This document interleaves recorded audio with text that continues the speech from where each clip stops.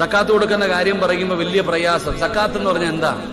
എല്ലാരും വിചാരിച്ചിരിക്കുന്നത് കുറച്ച് 100ന്റെ നോട്ട് 50ന്റെ നോട്ട് ബാങ്കിൽ പോയിട്ട് മേടിച്ചോണ്ട് വന്ന് പെണ്ണുമ്പിള്ള എടുത്ത് കൊടുത്തിരിക്കുക, വരുന്നവർക്ക് 50 50 50. അങ്ങനെ കൊടുക്കരുത് പെങ്ങളെ, അത് സക്കാത്തല്ല. എന്റെ വാപ്പമാര് മനസ്സിലാക്കേണ്ട കാര്യം, സക്കാത്ത് അതിന് അർഹതപ്പെട്ടവർക്ക് വേണം കൊടുക്കാൻ.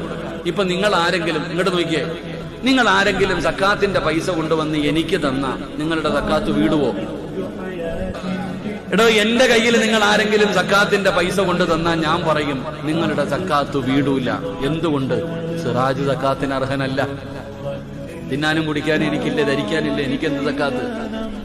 സക്കാത്ത് അതിന്റെ അർഹതപ്പെട്ടവർക്ക് വേണം കൊടുക്കാൻ. 10 ലക്ഷം രൂപ ഒരു വർഷക്കാലമായി നിന്റെ കയ്യിലുണ്ടെങ്കിൽ 25,000 രൂപ പാവപ്പെട്ടവന്റെയും 9,70,75,000 രൂപ നിന്റെതും.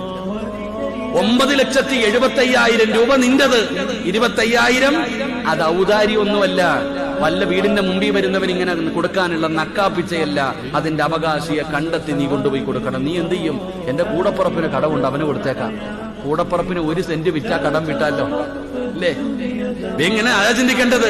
ആർക്കെങ്കിലും കൊടുത്ത സക്കാത്ത് കൊടുക്കേണ്ടവർ ആരാ? അതിന് അർഹതപ്പെട്ടവരുണ്ട്, അവർക്ക് കൊടുക്കണം. എങ്കിലേ സക്കാത്ത് വീടൂ. അല്ലാതെ അവിടെ ഇവിടെയും കൊടുത്തിട്ട് കാര്യമൊന്നുമില്ല. എന്റെ പ്രിയപ്പെട്ടവരെ, നമ്മൾ എന്ത് ചെയ്യും? ആ 25,000 കൂടെ പോക്കറ്റിൽ വെക്കാൻ നോക്കും. അപ്പൊ അള്ള തരുന്ന ശിക്ഷ എന്താ?